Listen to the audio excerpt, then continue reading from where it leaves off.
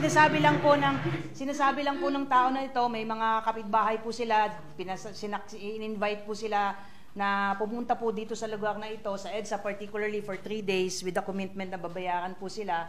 Yung ibang videos pa na binigay sa atin, na nakita natin. Ito po yung nililista po yung mga pangalan po nila.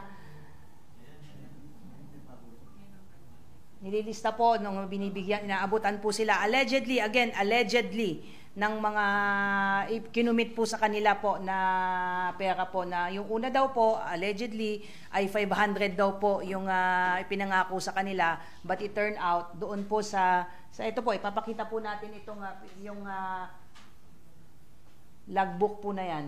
Yan po, medyo pinilabuan lang namin yung mga pangalan po, nakalagay po dyan 200 po. So isa-isa pong ibinigay. So yan po, hindi po galing sa amin yan. Nakita lang po namin yan, kumakalat po sa social media.